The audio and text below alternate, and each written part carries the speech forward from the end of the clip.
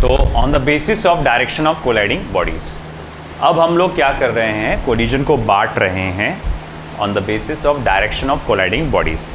तो इसके दो है, एक है हेड ऑन कोलिजन और दूसरा है ऑब्लिक कोलिजन। ओके, तो हेड ऑन कोलिजन क्या है, सबसे पहले हम वो देखेंगे। Head on collision, what is head on collision? तो मैं आपको सिंपल सी बात बताता हूं।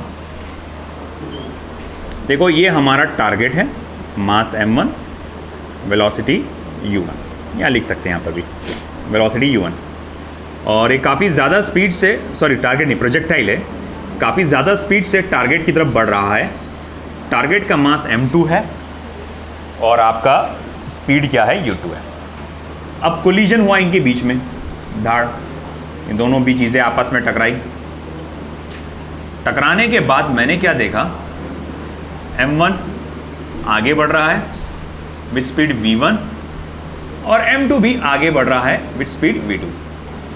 खास बात क्या देख रहा हूं मैं यहाँ पे, टकराने के पहले और टकराने के बाद किसी की डायरेक्शन में कोई भी चेंज नहीं आया।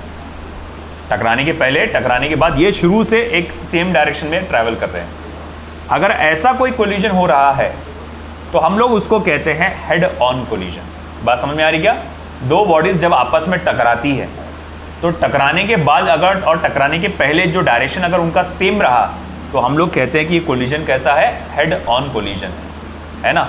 जैसे मान लो तुम कैरम खेल रहे, तुम पॉकेट है, पॉकेट के पहले एक गोटी है और तुमने यहाँ पर स्ट्राइकर रखा, आपने ऐसा मारा और एग्जैक्ट वो ऐसा गया सीधा और जाके उसको ऐसा टकराया, तो इसको अपन क्या बोलते हैं, मालूम? ये हेड ऑन कोलिजन है, एकदम सीधा सीधा जा रहा हो, जरा सा भी इधर उधर नहीं है, एकदम सीधा सीधा गया, तो उसको बोलते हैं अपन head on collision.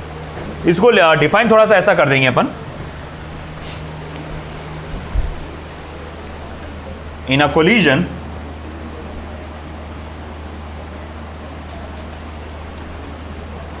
If the motion of colliding particles before and after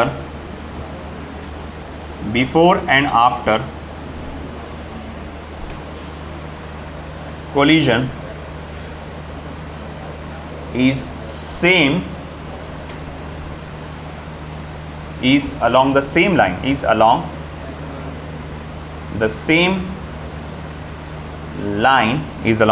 line, then collision is said to be head on collision. And collision is said to be head on collision. collision को क्या कहा जाता है, head on collision कहा जाता है। फिर second क्या आएगा, ऑब्लिक कोलिजन। थोड़ा बहुत समझ में ही आता ही है कि ऑब्लिक कोलिजन क्या होगा।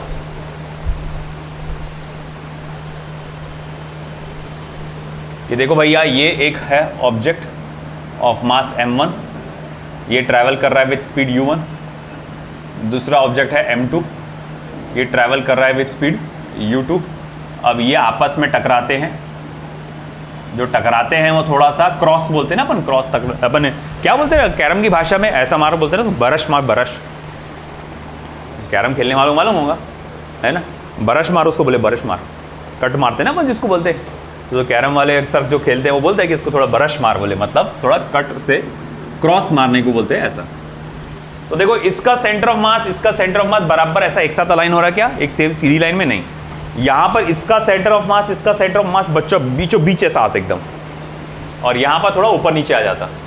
तो उसके बाद इफेक्ट क्या होता है इसका, मालूम क्या, कि ये एक भागेगा इधर, मान लो m2 भागेगा इधर विद स्पीड v2 और आपका m1 भागेगा इधर with speed v1 at different angles में भी। तो इस तरह के कोलिजन को हम लोग क्या कहते हैं, ऑब्लिक कोलिजन कहते हैं। ओके, तो मैं यहां लिखूंगा if two bodies collide with each other at some glancing angle such that they travel in different directions after collision is called as oblique collision. ऐसे collision को हम लोग क्या कहते हैं बेटा? oblique collision कहते हैं. ऐसे collision को हम लोग कहते हैं oblique collision. आई बात समझे? अब देखो, पहला नजरिया था एनर्जी की बेसिस पे. 2 मिनट ध्यान दो, बाद में लिखते बैठना. पहला नजरिया था एनर्जी की बेसिस पे, दूसरा नजरिया काय के बीच में था? बेसिस पे था, डायरेक्शन के बेसिस पे. अब ऐसा है कि कोई कोलिजन परफेक्टली इलास्टिक होने के साथ ऑब्लिक भी हो सकता है, हेड ऑन भी हो सकता है. इन इलास्टिक होने के साथ हेड ऑन भी हो सकता है, ऑब्लिक भी हो सकता है. और परफेक्टली इन इलास्टिक होने के साथ ऑब्लिक भी हो सकता है और हेड ऑन भी हो सकता है. मगर ऑब्लिक कोलिजन में सिर्फ एक ही पढ़ना है हमको. अगर आपने लिस्ट अगर चेक किए होंगे जो आपने कंटेंट में लिखाया था, देखो ऑब्लिक कोलिजन सिर्फ एक ही है जो आपको जो पढ़ना है वो क्या है? Perfectly elastic oblique collision. तो अच्छी बात यह है कि ऑब्लिक कोलिजन में सिर्फ एक ही बार पढ़ना है आपको, वो है परफेक्टली इलास्टिक वाला. बाद में हर जगह आपको सिर्फ हेड ऑन वाला पढ़ना है. मतलब परफेक्टली इलास्टिक हेड ऑन तो ही है, इन इलास्टिक भी कौन सा पढ़ना है आपको? हेड ऑन वाला. और परफेक्टली इन इलास्टिक भी कौन सा पढ़ना है आपको? हेड ऑन वाला. आई बात समझ में? तो अभी जो आज हमने कवर किया ये सिर्फ इंट्रोडक्टरी पार्ट कवर किया. कल हम आगे बढ़ेंगे अगले टॉपिक पे, दैट इज व्हाट आपका परफेक्टली इलास्टिक कोलिजन. ठीक है.